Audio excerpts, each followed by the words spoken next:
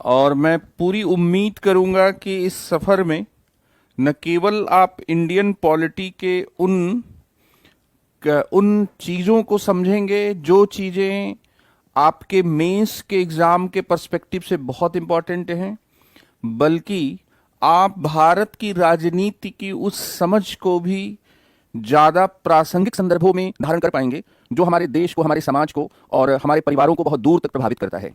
मैंने पिछले क्लास में, जो मैंने करीब 1 हफ्ते 10 दिन पहले लिया था, मैंने आपसे कहा था कि बीपीएससी के जो क्वेश्चंस को पूछने का जो तरीका है, उस तरीके को अगर ध्यान दें तो संसदीय प्रणाली पर, संघात्मक प्रणाली पर बच्चों जो क्वेश्चन है वो क्वेश्चन जरूर पूछे जाते हैं। तो एक बार बच्चों आप तक आवाज़ और सभी चीज़ें बहुत अच्छे तरीके से पहुंच रही हैं। एक बार आप क्या है, मुझे एक बार अच्छे से बता देंगे कि क्लास लाइव है और रोहित कुमार नमस्ते बोल चुके हैं, तो मुझे एक बार बताएं कि सब कुछ बिल्कुल सही चल रहा है। 61 बार ठीक हुए। 71वीं जो बीपीएससी है, बीपीएससी मुख्य परीक्षा, पोजीशन ऑफ इंडियन पार्लियामेंट,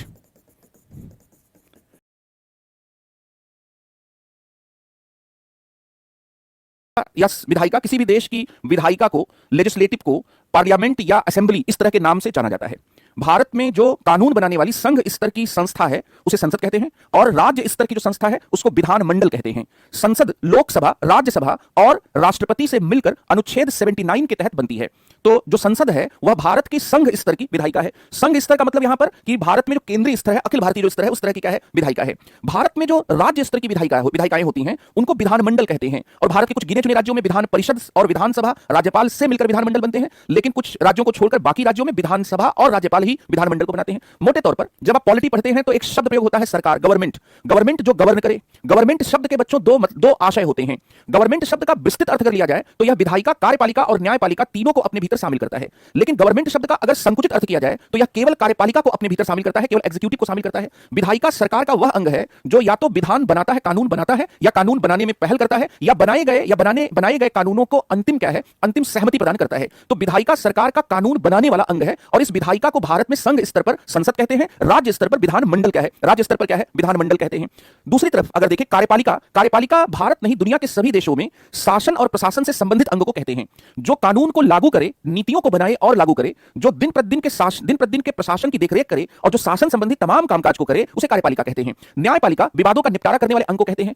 आमतौर पर जब हम लोग सरकार शब्द प्रयोग करते हैं तो सरकार शब्द का ज्यादा प्रचलित जो अर्थ है वह कार्यपालिका के अर्थ में प्रयोग करते हैं। जैसे कि बिहार में नीतीश जी की सरकार है, भारत में नरेंद्र मोदी जी की सरकार है, तो यहां पर जब हम ये शब्द प्रयोग करते हैं तो ये सरकार जो शब्द है ये कार्यपालिका के लिए प्रयोग किया गया। तो आपने ये सीखा कि सरकार शब्द को व्यापक और सीमित या संकुचित दो अर्थों में प्रयोग करते हैं। व्यापक अर्थ में विधायिका, कार्यपालिका और न्यायपालिका, इन तीनों को मिलकर सरकार का गठन होता है, या सरकार के भीतर ये तीनों शामिल हैं। लेकिन सीमित या संकुचित अर्थ में, लेकिन ज्यादा प्रचलित अर्थ में जो सरकार शब्द है वह कार्यपालिका के लिए प्रयोग होता है। और इसलिए पूरी दुनिया में अध्यक्षीय और संसदीय किस्म की सरकारों के बारे में हम बात सुनते हैं, करते हैं। संघात्मक या एकात्मक सरकारों के बारे में भी हम बात सुनते हैं। तो बच्चों, जो सरकार होती है वो कार्यपालिका या शासन प्रशासन से संबंधित क्या है, एक अंग के रूप में प्रयोग की जाती है। सरकारों का वर्गीकरण कार्यपालिका के स्वरूप के आधार पर भी करते हैं, और इसके साथ ही जो सरकार है वो सरकार का जो वर्गीकरण है हम शक्ति की अवस्थिति के आधार पर भी करते हैं। तो थोड़ा सा बेसिक चीज क्लियर करने के बाद बच्चों मैं संसदीय प्रणाली वाले इस सवाल पर आ रहा हूं। मैं ये मानकर चल रहा हूं कि इसमें से बहुत से बच्चे ऐसे भी हो सकते हैं जिनको आगे मेंस लिखना है, तो उनको भी थोड़ा ध्यान में रखेंगे। जैसे एक बेसिक शब्द मैं यहां पर लेता हूं, सरकार। सरकार को इंग्लिश में कहते हैं बच्चों गवर्नमेंट। तो गवर्नमेंट जो है इसको थोड़ा क्लैरिटी इस पर रखना बहुत जरूरी है। गवर्नमेंट शब्द से हमारा क्या मतलब है, तो यहां पर कि सरकार शब्द क्या है, तो अगर मैं सरकार को परिभाषित करूं तो सत्ता और नियंत्रण की व्यवस्था को सरकार कहते हैं। सरकार क्या है, सरकार एक अरेंजमेंट को कहते हैं। यह किस प्रकार का अरेंजमेंट है, यह दरअसल जो अरेंजमेंट है यह सत्ता और नियंत्रण की क्या है, व्यवस्था है। तो सत्ता व नियंत्रण की व्यवस्था को सरकार कहते हैं, या शक्ति व नियंत्रण की व्यवस्था को सरकार कहते हैं। जो सरकार शब्द है इसके दो अर्थ होते हैं, दो अर्थों में यह प्रयोग किया जाता है। सरकार शब्द जो है जब इसको हम लोग व्यापक अर्थ में लेते हैं तो व्यापक अर्थ में सरकार शब्द जो है यह अपने भीतर विधायिका को भी शामिल करता है, अपने भीतर यह कार्यपालिका को भी शामिल करता है, और यह न्यायपालिका से मिलकर बनता है, विधायिका, कार्यपालिका और न्यायपालिका। फिर मैंने आपको बताया कि अलग अलग देशों में विधायिकाओं का नाम अलग अलग है। जैसे भारत में विधायिका संघ स्तर की जो है उसको संसद कहते हैं, पाकिस्तान में नेशनल असेंबली कहते हैं, भारत में राज्य स्तर की जो विधायिका है उसको विधानमंडल कहते हैं। इस तरह से ये विधायिका के लिए ये नाम है। संसद भारत में दो सदनों से मिलकर बनती है, ये सब आपको आता होगा। तो व्यापक अर्थ में सरकार शब्द विधायिका, कार्यपालिका और न्यायपालिका तीनों को बताता है। लेकिन इसका बच्चों एक सीमित अर्थ भी होता है, और ये सीमित अर्थ या जो ये संकुचित अर्थ है यह अर्थ बच्चों ज्यादा प्रचलित अर्थ है। ज्यादातर जो आम फहम भाषा है, दिन प्रतिदिन की रोजगार की भाषा है, उसमें यहां पर आप सरकार शब्द को, जो सरकार शब्द है वह सरकार शब्द जो है आप हमेशा क्या है, कार्यपालिका के लिए प्रयोग करते हुए देखेंगे। तो मेरे प्यारे बच्चों ये बात आपको स्पष्ट होनी चाहिए कि कार्यपालिका के अर्थ में सरकार शब्द को ज्यादा प्रयोग करते हैं। अब यहां पर जो कार्यपालिका है जब हम इसमें कहते हैं तो अब यहां पर क्या है कि मोदी सरकार, मतलब मोदी के नेतृत्व में जो कार्यपालिका है, नीतीश सरकार मतलब नीतीश के नेतृत्व में जो कार्यपालिका है। इस तरह से बच्चों क्या है, ये सरकार शब्द क्या है, ये दो अर्थों में प्रयोग किया जाता है। तो अब यहां लेकिन पॉलिटी के विद्यार्थी को समझ में आना चाहिए कि सरकार शब्द पॉलिटी में इस अर्थ में भी प्रयोग किया जाता है। अखबार में दिन प्रतिदिन की राजनीति में जो सरकार शब्द है वो सीमित या संकुचित अर्थ में भी क्या प्रयोग किया जाता है। अब यहां पर बच्चों एक और बात आपको समझना है कि ये जो सरकार शब्द है या सरकार का शब्द को समझने के लिए सरकारों का बच्चों वर्गीकरण किया जाता है, सरकारों का क्लासिफिकेशन किया जाता है। दुनिया के सभी देशों में सरकारें एक तरीके से काम नहीं करती। दुनिया के अलग अलग देशों में सरकारों की अलग अलग प्रणालियां अपनाई गई हैं। जैसे अमेरिका में राष्ट्रपति होता है और वैसे तो भारत में भी राष्ट्रपति होते हैं, लेकिन अमेरिका के राष्ट्रपति को जिस प्रकार की शक्तियां प्राप्त हैं, अगर जोशुआ गोल्डस्टीन इंटरनेशनल रिलेशन के महान लेखक की अगर मैं उनके शब्दों को उदाहरण लेकर कहूं तो दुनिया के किसी भी देश के बादशाह के पास, राजा के पास भी शायद उतनी शक्तियां कभी भी इतिहास में नहीं रही होंगी जितना अमेरिका के राष्ट्रपति के पास शक्तियां दी गई। वहीं भारत की बात करें तो भारत के जो राष्ट्रपति हैं वो संवैधानिक प्रमुख से थोड़ा सा कुछ अधिक होते हैं। हालांकि वे नाम मात्र के प्रमुख नहीं होते, लेकिन अमेरिका के राष्ट्रपति की तरह वे वास्तविक कार्यपालिका शक्तियों का प्रयोग नहीं करते। तो जैसा सिस्टम रहेगा वैसे ही पोस्ट की पावर रहेगी। अगर हम सिस्टम को समझते हैं तो फिर हम वहां पर सरकार में जो पद हैं उन पदों को क्या समझेंगे। इसलिए मेरे प्यारे बच्चों यहां पर इस बात को क्या है समझना है कि जो सरकार का वर्गीकरण किया जाता है वह वर्गीकरण बच्चों कार्यपालिका के स्वरूप के आधार पर भी किया जाता है और सरकार का वर्गीकरण शक्ति की अवस्थिति के आधार पर भी किया जाता है कि सरकार में पावर जो है वो एक सेंटर में है या पावर को दो प्रकार के सेंटर्स में बांटा गया। अब अगर शक्ति की अवस्थिति के आधार पर बात करें तो जब आप पावर को दो सेंटर्स में बांट देंगे तो संघात्मक शासन होगा, जब आप पावर को एक सेंटर में रखेंगे तो एकात्मक होगा। तो शक्ति की अवस्थिति के आधार पर सरकारें दो प्रकार की होती हैं, एकात्मक या यूनिटरी गवर्नमेंट, और इसके साथ ही बच्चों शक्ति की अवस्थिति के आधार पर जब हम शक्तियों का विभाजन करते हैं तो संघात्मक सरकारें बनती हैं, फेडरल गवर्नमेंट बनती है। और भारत में भी संविधान की 7वीं अनुसूची में आपको संघ सूची और राज्य सूची क्या है कि राज्य सूची जो है वह क्या है, उसके होने की वजह से आप एक विभाजन को कह पाते हैं। तो एकात्मक और संघात्मक शक्ति की अवस्थिति के आधार पर क्या है, दो प्रकार के क्या है सरकारें होती हैं। जो कार्यपालिका है बच्चों, उस कार्यपालिका के स्वरूप के आधार पर अगर बात करें तो सरकार यहां पर संसदीय सरकार होती है, पार्लियामेंट्री गवर्नमेंट होती है, पार्लियामेंट्री गवर्नमेंट होती है और इसके साथ ही बच्चों अध्यक्षीय सरकार होती है। संसदीय सरकार उस सरकार को कहते हैं जिसमें कार्यपालिका का गठन संसद से होता है। तो यहां पर संसदीय और अध्यक्षीय जो है वह क्या है, सरकार क्या होती है, ये मैंने आपको सरकार का वर्गीकरण बताया। अब यहां पर विकी का कहना है कि सर लगातार बोलने से समझ में नहीं आ रहा है, तो मैं तोड़ तोड़ के बोलता हूं विकी, आपको चिंता करने की बिल्कुल ही आवश्यकता नहीं है। जहां जो समझ में नहीं आया है मैं कहीं नहीं जा रहा हूं, आप बिना किसी संकोच के पूछ सकते हैं, ठीक है। अब यहां पर क्या है कि आपको मैंने एक मोटा फ्रेमवर्क दिया, क्या दिया कि जब हम लोग गवर्नमेंट शब्द का पॉलिटी में प्रयोग करते हैं तो जो गवर्नमेंट शब्द है वो गवर्नमेंट शब्द से हमारा आशय क्या होता है।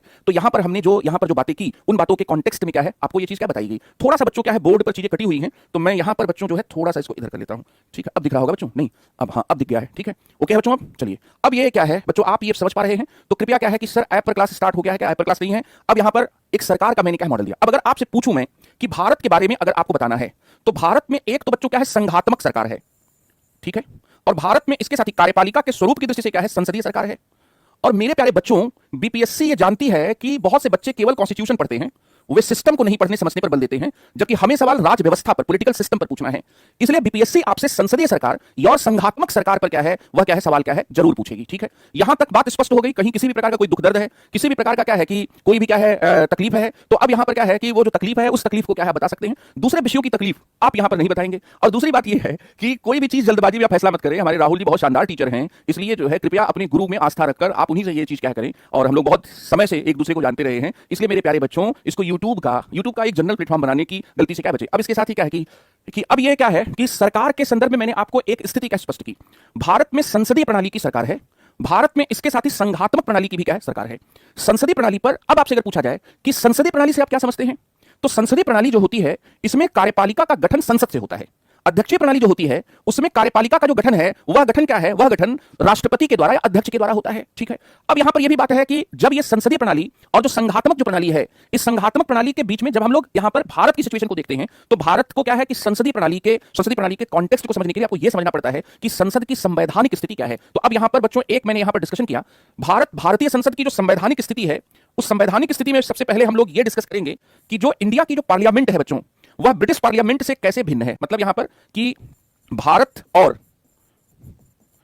ब्रिटेन के बीच में अंतर क्या है, थोड़ा इस बात को क्या है समझेंगे संसदीय प्रणाली के बिंदु पर। दूसरा, भारत की विशिष्टता क्या है, भारत की संसदीय प्रणाली की या भारत की जो संसद है उसकी विशिष्टता, भारत की विशिष्टता क्या है, ठीक है। और तीसरी बात यह है कि भारतीय जो संसद है वह संप्रभु नहीं है, इसके आधार क्या है, इसके तर्क क्या है, इसके आधार क्या है। भारत की संसद संप्रभु नहीं है, उस संप्रभु नहीं होने का आधार क्या है, तो संप्रभु नहीं होने का आधार यहां पर है कि भारत में लिखित संविधान है। लिखित संविधान व संघात्मक प्रणाली होने से भारत में संसद सर्वोच्च या संप्रभु नहीं हो सकती थी। तो यहां पर लिखित संविधान व संघात्मक प्रणाली एक तर्क यह है, इसलिए भारत में संसद सर्वोच्च नहीं है। दूसरी बात यहां पर यह है कि भारत में जो भारत की व्यवस्था है उसमें न्यायपालिका को न्यायिक समीक्षा की शक्तियां दी गई हैं। न्यायिक समीक्षा की जो शक्तियां हैं, ये शक्तियां दी गई हैं। न्यायपालिका की न्यायिक समीक्षा की शक्तियां भी संसद को सर्वोच्च नहीं रहने देती हैं। इसके साथ ही क्या है कि भारत में जो अंतरराष्ट्रीय जो स्थितियां हैं, अंतरराष्ट्रीय कानूनों को लागू करने के संदर्भ में भी जो भूमंडलीय कारक हैं, वो भूमंडलीय कारक भी भारत सहित दुनिया के सभी देशों की संसद की संप्रभुता को आघात पहुंचाते हैं। तो यहां पर भूमंडलीय कारक भी एक है। और दुनिया में जितनी भी वास्तव में व्यवस्थाएं हैं, उनमें जो उभरती हुई डिजिटल व्यवस्थाएं हैं, जो बृहद स्तरीय जो गूगल जैसी कंपनियां हैं, वो किसी भी देश के संसद के क्षेत्राधिकार को कमजोर कर रही हैं। डिजिटल व्यवस्थाएं व आर्टिफिशियल इंटेलिजेंस, कृत्रिम बुद्धि, ये देशों की संसद को, उनकी लोकतांत्रिक प्रणालियों को नए किस्म से क्या है, कमजोर कर रहे हैं। ये नया कारक है। तो अब हम लोग क्या है, इस कॉन्टेक्स्ट में क्या है, ये पूरा जो क्वेश्चन है, इस क्वेश्चन को क्या हम लोग देखेंगे। यहां पर भी बच्चों मुझे लग रहा है कि थोड़ा चीजें कट रही हैं, तो वो जो कटने वाली चीजें हैं उनको क्या है, भारतीय संसद संप्रभु नहीं है, भूमंडलीय। तो ये ठीक है बच्चों। अब यहां पर ये सारे जो पॉइंट्स हैं, ये पॉइंट्स क्या है, डिस्कस किए जाएंगे। ठीक है। अब यहां पर जो सबसे पहले जो बात समझना है कि ये आप प्रारंभिक परीक्षा की तैयारी में खूब मन से पढ़ते हैं कि भारत के संविधान में कहां-कहां से क्या-क्या व्यवस्थाएं ली गई हैं। और आप ये पढ़ते हैं कि भारत ने संसदीय प्रणाली ब्रिटेन से या इंग्लैंड से क्या है, भारत में संसदीय प्रणाली प्रेरणा स्वरूप ग्रहण की गई। भारत ने बेशक अपने शासन के परिचालन हेतु ब्रिटिश शासन व्यवस्था के समान संसदीय शासन व्यवस्था को अपनाया, किंतु भारत जो ब्रिटेन की तरह संसद को सर्वोच्च संवैधानिक स्थिति देने वाला देश नहीं है। जहां ब्रिटेन में संसद संप्रभु है, वहां भारत में संविधान सर्वोच्च है और इसके साथ ही संसद को कुछ दृष्टियों से सीमित भी रखा गया है। तो इसलिए यहां पर क्या है कि अगर मैं डाइसी के शब्दों को उधार लेकर कहूं, डाइसी कौन है? डाइसी एक ब्रिटिश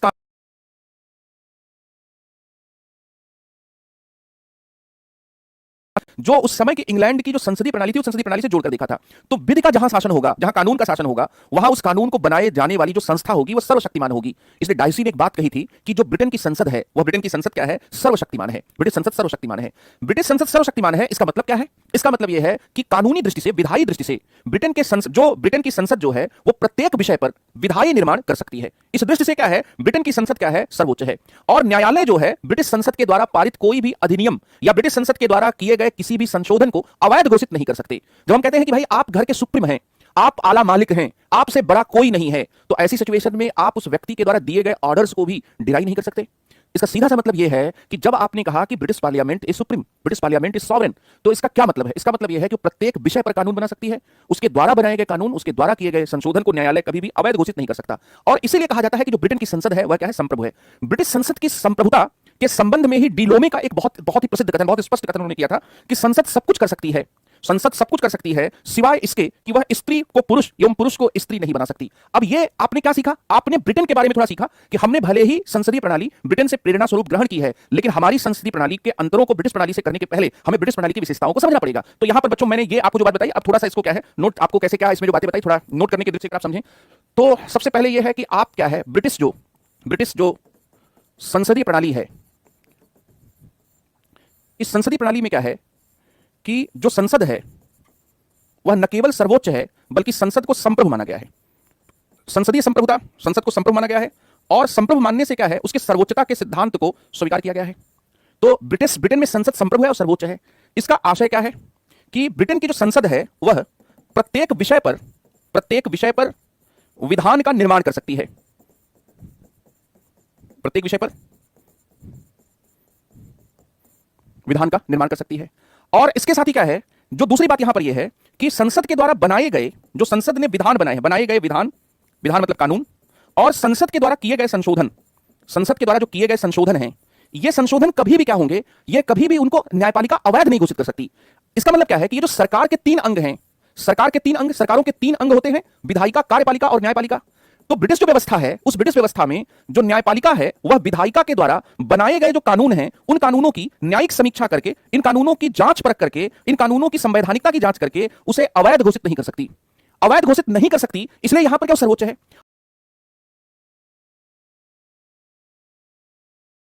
पर हम लोग बात करते हैं तो जो यहां पर डाइसी का स्टेटमेंट है, उस डाइसी के स्टेटमेंट को क्या है, कोट किया जाता है कि ब्रिटिश कानूनविद डाइसी ने कहा था कि ब्रिटिश संसद सर्वशक्तिमान है। यहां पर डाइसी ने क्या कहा था बच्चों कि ब्रिटिश संसद जो है, यह संसद सर्वशक्तिमान है, यह बात उन्होंने कही थी। तो यहां पर सर्वशक्तिमान होने की जो बात है, यह बात आप बता देंगे।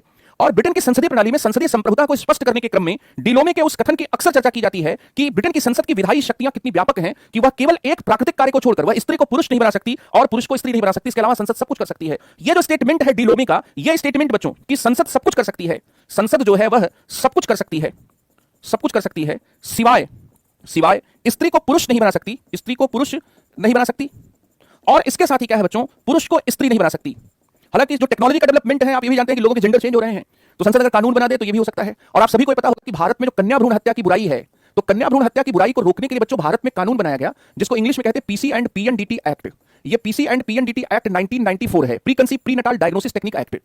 कन्या भ्रूण हत्या में न केवल लोग क्या है, जो कन्याएं हैं, जो बालिकाएं हैं, उनकी हत्या तो की ही जाती है। बहुत से लोग क्या है कि एक जेनेटिक इंजीनियरिंग का, बहुत से लोग क्या है कि आर्टिफिशियल जो टेक्निक्स आई हैं उनका प्रयोग करके, असिस्टेड रिप्रोडक्टिव जो टेक्निक्स हैं उन टेक्निक्स का प्रयोग करके मेल को भी कहते हैं, मतलब जेंडर को भी तय करना चाहते हैं। एंड दैट्स व्हाई जब आप साइंस टेक में डिजाइनर बेबी का कॉन्सेप्ट पढ़ेंगे तो लोग अपने बेबीज को, लोग अपने बच्चों का जेंडर क्या होगा ये भी डिजाइन करवा सकते हैं। तो अगर मैं आज उस कॉन्टेक्स्ट को लूं तो डिलोमे का ये कथन आज के संदर्भ में तो सही नहीं होगा। और आप ये भी जानते होंगे कि शादियों में समलैंगिक शादियों को भी कई देशों ने मान्यता दे दी है। तो इसलिए यहां पर यह कथन अब अलंकारिक ज्यादा है, क्योंकि जो जिस प्रकार का टेक्नोलॉजिकल जिस प्रकार का एडवांसमेंट हुआ है, उस एडवांसमेंट के बाद हम लोग ये कह सकते हैं कि जो संसद है, जो संसदीय व्यवस्था है, जो प्रणाली है, उसमें जो उसके पास कानून बनाने की जो शक्तियां हैं, वो शक्तियां अब वैसी नहीं रह गई जो शक्तियां पहले के जमाने में हुआ करती थी, या हम लोग कह सकते हैं वैज्ञानिक विकास के पहले या भूमंडलीकरण के पहले वाले दौर में। लेकिन फिर भी आपको मोटे तौर पर यह समझना है कि भारत में जो भारत की प्रणाली है, उसमें बच्चों ये बात समझने की भारत में संसदीय संप्रभुता के सिद्धांत को नहीं अपनाया गया, भारत लोकप्रिय संप्रभुता के सिद्धांत को अपनाता है।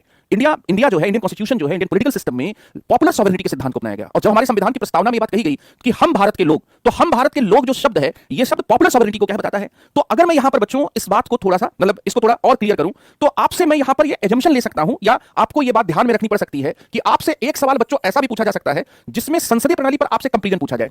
पार्लियामेंट्री जो सिस्टम है, उस पार्लियामेंट्री सिस्टम पर तुलना पूछी जाए। संसदीय प्रणाली पर अगर आपसे तुलना पूछी जाएगी तो तुलना में बच्चों समानता और अंतर दोनों है।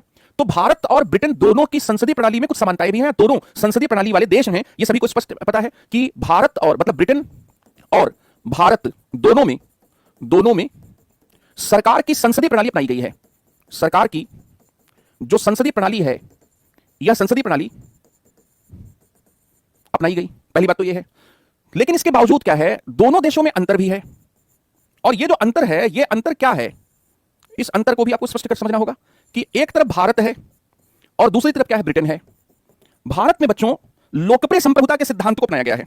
भारत में संसद सर्वोच्च नहीं है, भारत में संसद और न्यायपालिका के बीच में एक समन्वय करने की कोशिश की गई है। तो यहां पर यह क्या है, इसमें लोकप्रिय संप्रभुता का जो सिद्धांत है भारत में उसे अपनाया गया। जबकि अगर हम लोग ब्रिटेन की बात करें तो जो ब्रिटेन है, ब्रिटेन में संसदीय संप्रभुता के सिद्धांत को अपनाया गया। ब्रिटेन में संसदीय जो संप्रभुता है, इस संप्रभुता के सिद्धांत को अपनाया गया। दोनों के बीच में सबसे बड़ा फर्क बच्चों ये है। अब यहां पर यह है कि हम लोग ये भी कह सकते हैं कि भारत में संसद संप्रभु नहीं है, संसद संप्रभु नहीं है, संसद सर्वोच्च शक्ति वाली नहीं है।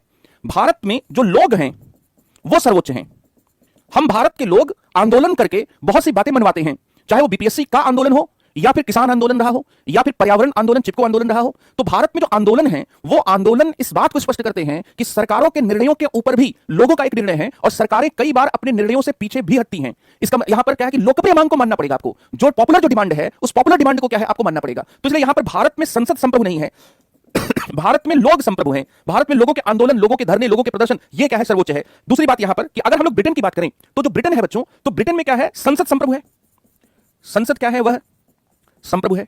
अब एक और बात है कि जब भारत का संविधान बना, तो भारत के संविधान बनाने वाले, अगर सुभाष कश्यप सर के शब्दों को उधार लेकर कहूं, तो भारत के संविधान बनाने वाले भारत में विधायिका और कार्यपालिका के बीच एक समन्वय करने की कोशिश कर रहे थे। वो किसी को सर्वोच्च नहीं बनाना चाहते थे। बेशक वे अपने क्षेत्र में विधायिका को सर्वोच्च क्या है बनाने की बात क्या सोचते थे, लेकिन दूसरे क्षेत्र के संदर्भ में हम लोग ये कहेंगे कि जो न्यायपालिका का क्षेत्र है उसमें विधायिका सर्वोच्च नहीं हो सकती। तो अपने अपने क्षेत्र में सर्वोच्च है, लेकिन किसी के या सभी क्षेत्र में कोई सर्वोच्च नहीं है। इस तरह से भारत का संविधान जब बनाया गया था, तो संविधान बनाने वाले लोगों ने, फ्रेमर्स ऑफ इंडियन कॉन्स्टिट्यूशन ने, एक बैलेंस बनाने की कोशिश की थी, और वो न्यायपालिका और विधायिका के बीच में बैलेंस बनाने की कोशिश की गई। तो यहां पर क्या है कि भारत में जब संसद सर्वोच्च नहीं है, तो यहां पर क्या है, भारत में एक संतुलन बनाने जाने की कोशिश की गई, और वो संतुलन विधायिका और न्यायपालिका के, मतलब जो संसद और सर्वोच्च न्यायालय के बीच, संसद और सर्वोच्च न्यायालय के बीच में एक संतुलन क्या बनाए जाने की कोशिश की गई। लेकिन जो यहां पर जो ब्रिटेन है, ब्रिटेन में इस प्रकार के संतुलन बनाने जाने की कोशिश नहीं की गई। ब्रिटेन बहुत संसद को बहुत शक्तिशाली बनाए जाने वाला परंपरा वाला देश है। तो भारत में जो ब्रिटेन है, यहां पर क्या है कि संसद इस हद तक सर्वोच्च है कि उसके द्वारा बनाए गए कानून की न्यायपालिका न्यायिक समीक्षा नहीं कर सकती। अगर हम लोग यहां पर देखें, भले ही ब्रिटेन ने हाल ही में, मतलब कुछ साल पहले ब्रिटेन में भी सर्वोच्च न्यायालय बनाया गया भारत और अमेरिका की तर्ज पर, लेकिन ब्रिटेन का सर्वोच्च न्यायालय भारत और अमेरिका की तरह ताकतवर न्यायालय नहीं है। तो न्यायिक समीक्षा के पॉइंट ऑफ व्यू से भी अगर देखा जाए, तो जो न्यायिक समीक्षा का पॉइंट ऑफ व्यू है, उस पॉइंट ऑफ व्यू से भी ब्रिटेन क्या है, बहुत क्या है, शक्ति बहुत अलग है। तो इस तरह से क्या है कि हम लोग अगर यहां पर देखें, तो भारतीय संसद संविधान निर्माताओं के द्वारा ब्रिटिश संसद के समान नहीं बनाई गई। सुभाष कश्यप सर कहते हैं कि भारत में संसदीय ढांचे की जो पद्धति है, जो संसदीय प्रणाली है, वह बहुत कुछ ब्रिटिश शासन पर आधारित है, लेकिन जो शासन व्यवस्था जो है वह भारत में नितांत संसदीय नहीं है, अर्थात तो ब्रिटिश परंपरा जैसी नहीं है। और एक बहुत महत्वपूर्ण बात है कि ब्रिटेन ने क्या किया, संसदीय प्रणाली को एकात्मक व्यवस्था से मिलाया। वो दरअसल क्या है कि संसदीय प्रणाली को एकात्मक व्यवस्था से मिलाने का मतलब यह है कि वे दो सिस्टम को जब मिला रहे थे तो उन्होंने पावर को एक केंद्र में रखने वाली जो व्यवस्था थी उसको पार्लियामेंट्री सिस्टम से मिलाया। भारत ने पार्लियामेंट्री सिस्टम को कनाडा की तरह भारत ने पार्लियामेंट्री सिस्टम को फेडरल सिस्टम के साथ मिलाया। और जब पार्लियामेंट्री सिस्टम को फेडरल सिस्टम के साथ मिलाएंगे तो वहां पर भी जो व्यवस्था होगी व्यवस्था क्या अलग हो जाएगी। तो भारत की संसदीय प्रणाली और ब्रिटेन की संसदीय प्रणाली में यह भी अंतर है कि भारत की संसदीय प्रणाली को संघात्मक शासन प्रणाली से मिलाया गया और इसलिए कई बार संसदीयवाद और संघवाद के बीच में टकराव भी होता रहा। पार्लियामेंट्रिज्म बहुत वर्षों तक मजबूत रहा, संघवाद दबा रहा। प्रोफेसर एमपी सिंह अपनी किताब इंडियन फेडरलिज्म में कहते हैं कि या इंडियन पॉलिटिक्स में भी ये बात को संकेत करते हैं कि जो भारत में संसदीयवाद था वो संसदीयवाद पहले क्या था, वो पहले बहुत मजबूत था जब कांग्रेस पार्टी के केंद्र और राज्य दोनों में शासन हुआ करते थे। और इसके साथ ही क्या है कि केंद्र और राज्य के जो झगड़े थे वो कांग्रेस पार्टी के भीतर के झगड़े थे। जब वन पार्टी डोमिनेंस सिस्टम था भारत में तो और इसके साथ ही जब कोलिशन गवर्नमेंट नहीं थी तो भारत में पार्लियामेंटिज्म बहुत स्ट्रांग था और पार्लियामेंट के द्वारा पारित किए गए कानून को सवाल ही नहीं उठता था कि कोई स्टेट असेंबली की तो बात छोड़े कोई मूवमेंट तक क्या चैलेंज कर सके। लेकिन 1989 में भारत में गठबंधन दौर की सरकारों की जब शुरुआत हुई तो संसदीय प्रणाली का और संघवाद का जो फ्यूजन था भारत में, जो संघात्मक प्रणाली का फ्यूजन था, उसमें संघात्मक प्रणाली के जो तत्व थे वो तत्व क्या धीरे धीरे ज्यादा प्रमुखता से आने लगे। जैसे कि मान लीजिए कि आप पटना के किसी बहुत अच्छे रेस्टोरेंट में बाटी और चोखा खा रहे हैं, ठीक है, और पहले क्या है कि आपको चोखा जरा सा मिला और बाटी 2-3 मिल गई, तो आपने क्या है पहले बाटी ज्यादा खाया, लेकिन उसके बाद आपको लगा कि यार चोखा तो बहुत टेस्टी है और चोखा बहुत टेस्टी है तो आपने चोखे की और डिमांड की। अब चोखा आपको खूब दे दिया गया। अब क्या पहले आपके पास बाटी ज्यादा थी, अब यहां पर क्या है चोखा ज्यादा हो गया। उसी तरह से पहले संसदीयवाद ज्यादा था, संघात्मक प्रणाली दबी हुई थी, अब क्या संघात्मक प्रणाली 1989 के बाद उभरने लगी। ये जो फ्यूजन था ना, ये फ्यूजन बिल्कुल क्या है इंडिया के पार्लियामेंट्री सिस्टम को, जो ब्रिटिश पार्लियामेंट्री सिस्टम है उस ब्रिटिश पार्लियामेंट्री सिस्टम से क्या करता है अलग बना देता है। और इसलिए मेरे प्यारे बच्चों यहां पर अगर मैं इंडिया के पार्लियामेंट्री सिस्टम की बात करूं तो भारत में जो संसदीय प्रणाली है इसको संघात्मक प्रणाली के साथ जोड़ा गया, इसको फेडरल सिस्टम के साथ जोड़ा गया। और संघात्मक प्रणाली शक्तियों का क्षेत्रीय विभाजन, शक्तियों का भौगोलिक क्या विभाजन क्या करती है, जो शक्तियों का भौगोलिक विभाजन करती है, मतलब यहां पर जो दो स्तर, एक तो है कि पावर डिवीजन जरूर होगा, शक्तियों का जो विभाजन होगा वो विभाजन भौगोलिक स्तर पर होगा। तो संघात्मक प्रणाली भारत में अपनाई गई। ये संघात्मक प्रणाली अपनाए जाने की वजह से जो संसदीय प्रणाली के साथ इसका फ्यूजन हुआ वो फ्यूजन क्या है बिल्कुल क्या अलग था, ठीक है। जो ब्रिटेन है इसकी अगर हम लोग बात करें तो ब्रिटेन में क्या है एकात्मक प्रणाली अपनाई गई, तो यहां पर संसदीय प्रणाली को एकात्मक प्रणाली के साथ अपनाया गया। अब जहां जो संघ है वो संघ क्या है, संघ वहां पर जहां है वहां राज्य का थोड़ा महत्व ज्यादा है। राज्य वहां पर केंद्र के एजेंट नहीं है, वो संविधान के उस प्यारे बच्चे की तरह है जो बच्चा केंद्र की तरह ही शक्तियां कह रखता है। जो पावर मम्मी पापा, जो प्रॉपर्टी मम्मी पापा बांटकर अपने समय में जाते हैं वो प्रॉपर्टी भाइयों के समय में बांटी गई प्रॉपर्टी के बंटवारे से थोड़ी डिफरेंट हो सकती है, क्योंकि मम्मी पापा जिस दर्जे पर हैं वहां पर वे बच्चों को एक लेवल पर क्या समानता रखेंगे। तो जो पावर संविधान ने बांटा केंद्र और राज्य को और जो पावर केंद्र राज्यों को दे रहा है उसमें बहुत फर्क है। जो पावर संविधान ने बांटा तो संविधान ने पूरी क्या है पूरे परिप्रेक्ष्य को, पूरे पर्सपेक्टिव को क्या ध्यान में रखकर बांटा। तो भारत के संविधान में जो पावर डिवीजन है वो तो कॉन्स्टिट्यूशन ने किया। कॉन्स्टिट्यूशन ने जब पावर डिवीजन किया तो फेडरल सिस्टम में जो प्रांत हैं वो प्रांत केंद्र के एजेंट नहीं है और वे कुछ स्थितियों में तो केंद्र के समवर्ती हैं। पावर भले ही किसी का ज्यादा हो किसी का कम हो, लेकिन पावर बांटने वाला जो व्यक्ति हो एक ही है। और दूसरी तरफ क्या है कि जो इकाइयां हैं, जो प्रोविंसेस हैं, वो दरअसल क्या केंद्र के द्वारा बनाई गई क्या है एक यूनिट है। अब अगर वो केंद्र के द्वारा बनाई गई एक यूनिट है तो ऐसी सिचुएशन में क्या है, ऐसी सिचुएशन में उनका वो दर्जा नहीं होगा। इसलिए भारत की संसदीय प्रणाली और ब्रिटेन की संसदीय प्रणाली में बहुत फर्क है बच्चों, और ये फर्क मैंने आपको बताया था कि ये चीजें क्या है स्पष्ट हो। भारत में संप्रभुता, सुभाष कश्यप सर कहते हैं कि भारत में संप्रभुता केवल जनता में निहित है। और भारतीय संविधान की प्रस्तावना की शुरुआत किससे होती है? हम भारत के लोग भारत को संपूर्ण प्रभुत्व संपन्न समाजवादी पंथ निरपेक्ष लोकतंत्रात्मक गणराज्य बनाने के लिए। तो शक्ति किसके पास है? शक्ति हमारे पास है। शक्ति हमसे क्या जुड़ी हुई है? तो यहां पर बच्चों मैंने संसदीय प्रणाली का कंपैरिजन किया, भारत और ब्रिटेन के संदर्भ में जो संसदीय प्रणाली है उस संसदीय प्रणाली की क्या है कंपैरिजन किया, और इससे आप भारत की विशिष्टता को भी क्या है समझ सकते हैं। अब मैं यहां पर बच्चों तीसरा डायमेंशन ले रहा हूं कि भारत की जो संसद है वह संसद बच्चों संप्रभु नहीं है। तो यहां पर भारत की जो संसद है वह संसद क्या है संप्रभु नहीं है। इसको अगर हम लोग देखें कि भारतीय जो संसद है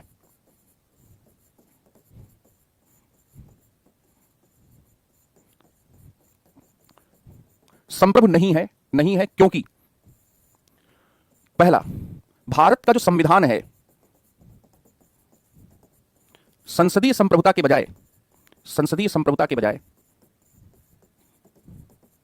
लोकप्रिय संप्रभुता को स्वीकार करता है। पहला कारण तो यह है, ठीक है। दूसरी बात यहां पर यह है कि भारत में लिखित संविधान है और लिखित संविधान में संसद की शक्तियां भी लिख दी जाएंगी। ब्रिटेन में अलिखित संविधान है, वहां संसद की शक्तियों पर लिखकर कोई सीमा नहीं आरोपित की गई है। लिखित संविधान जो होता है, इस लिखित संविधान को आप ऐसे भी देखें कि एक तो लिखित संविधान है, दूसरा आधारभूत ढांचे का सिद्धांत अपनाया गया। अब ये जो आधारभूत ढांचे का सिद्धांत अपनाया गया तो इसमें कहा गया कि भाई लिखित संविधान में आप कुछ बातों में चेंज नहीं कर सकते, तो संसद यहां पर भी क्या है सीमित हो गई। तीसरी बात यहां पर यह है कि भारत में संघात्मक शासन प्रणाली अपनाई गई। यह संघात्मक शासन प्रणाली जो है, यह संघात्मक शासन प्रणाली अनुच्छेद, भारत राज्यों का संघ है, अनुच्छेद 1 से स्पष्ट होता है। अनुच्छेद 246 से स्पष्ट होता है कि पूरे देश के लिए संसद कानून बनाएगी और राज्यों के लिए राज्य विधानमंडल बनाएंगे। और संघात्मक शासन प्रणाली जो 7वीं अनुसूची है, इस अनुसूची से भी क्या है, यह प्रदर्शित होता है। संघात्मक शासन प्रणाली में शक्तियों का विभाजन होता है, और जहां शक्तियां विभाजन होगी वहां पर कोई भी संस्था सर्वोच्च नहीं हो सकती या सबसे ज्यादा शक्ति नहीं रख सकती। तो संघात्मक शासन प्रणाली की वजह से भी चीजें हैं, संप्रभुता संसद की कमजोर होती है। फिर इसके साथ ही बच्चों, भारत में न्यायपालिका को न्यायिक समीक्षा की शक्तियां दी गई हैं, और भारत में सर्वोच्च न्यायालय और तमाम जो उच्च न्यायालय हैं वो संसद के द्वारा बनाए गए कानूनों की न केवल न्यायिक समीक्षा कर सकते हैं, बल्कि उनकी संवैधानिकता की जांच करके संवैधानिकता के प्रतिकूल होने पर उनको अवैध भी घोषित कर सकते हैं। तो इस तरह से संसद कैसे सर्वोच्च रही? संसद के बनाए गए कानून की न्यायिक समीक्षा हो रही है, और इवन संसद के द्वारा बनाए गए या किए गए जो संशोधन हैं, उन संशोधनों की भी क्या न्यायिक समीक्षा हो सकती है? तो न्यायिक समीक्षा का भी तत्व क्या है, इस बात को स्पष्ट करता है। पांचवी बात यहां पर यह है कि और न्यायिक समीक्षा में यह न्यायिक समीक्षा मूल अधिकार के आधार पर होती है, यह न्यायिक समीक्षा जो होती है यह संविधान के प्रावधानों के आधार पर होती है, यह न्यायिक समीक्षा केंद्र राज्य संबंध के संदर्भ में होती है, यह न्यायिक समीक्षा जो है शक्तियों के विभाजन के संघात्मक ढांचे के संदर्भ में होती है। फिर इसके साथ ही बच्चों, भारत की संसद संप्रभु नहीं है, क्योंकि जो भूमंडलीकरण है उसमें अनुच्छेद 253 के तहत जो संसद है वह संसद कुछ कानूनों को कार्यपालिका के द्वारा जब भी कोई समझौता किया जाता है, कोई भी अंतरराष्ट्रीय समझौता किया जाता है, तो अनुच्छेद 253 के तहत उसको संसद लागू करती है। लेकिन आज अंतरराष्ट्रीय जनमत इतना स्ट्रांग है कि ऐसा हो ही नहीं सकता कि कोई भी संप्रभु देश संयुक्त राष्ट्र सुरक्षा परिषद में किए गए किसी भी वायदे या किसी भी समझौते के खिलाफ किया जा सके।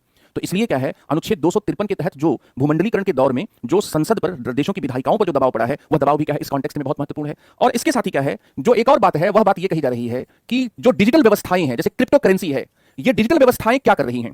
जो नई डिजिटल व्यवस्थाएं, वह एआई वाली जो व्यवस्था है, वो बहुत सी चीजों को रेगुलेशन से बाहर ले जा रही हैं। जैसे कि अब क्या है, जो करेंसी है उसमें एक राज्य के द्वारा जारी किए जाने वाली करेंसी के बजाय क्रिप्टो करेंसी आ गई। उस क्रिप्टो करेंसी के नियमन को लेकर राज्य अपने आप को उतना सक्षम नहीं पा रहा है। लोग जो आपस में व्यवहार कर रहे हैं वो स्वयं के अपने नियमों के आधार पर कर रहे हैं। इसलिए कुछ लोगों ने, कुछ इतिहासकारों ने तो यहां तक बात की है कि हमारे ऊपर एक डिजिटल तानाशाही का खतरा क्या मंडरा रहा है। इन सब अगर नए कारकों की बात करें तो इसके आधार पर भी भारत की जो संसद है वह संसद क्या है, संप्रभु नहीं रह जाती है, या दुनिया की कोई संसद इस संदर्भ में क्या संप्रभु नहीं रह जाती है। तो ये बच्चों यहां पर मैंने भारत की संसद के संप्रभुता के संदर्भ में क्या है, मैंने यहां पर आपसे बात किया। और आज का सेशन बच्चों इतना ही होगा। कल से या मतलब जो आगे जो सेशन होंगे उसमें हम लोग इसी तरह से प्रश्न उत्तर के माध्यम से सारे टॉपिक को क्या कवर करेंगे, और सभी महत्वपूर्ण टॉपिक को कवर करने के साथ ही आपको एक ऐसी स्थिति में ले जाया जाएगा जिससे आप बीपीएससी के मुख्य परीक्षा के क्या है की आवश्यकता को बहुत अच्छे तरीके से पूरा कर सकें। तो आप में से किसी का कोई प्रश्न है जो आज मैंने बताया है, पढ़ाया है, अगर उसमें कहीं किसी भी प्रकार का कोई प्रश्न है तो आप बिना किसी संकोच के पूछ सकते हैं। If you have any question, if you have any doubt.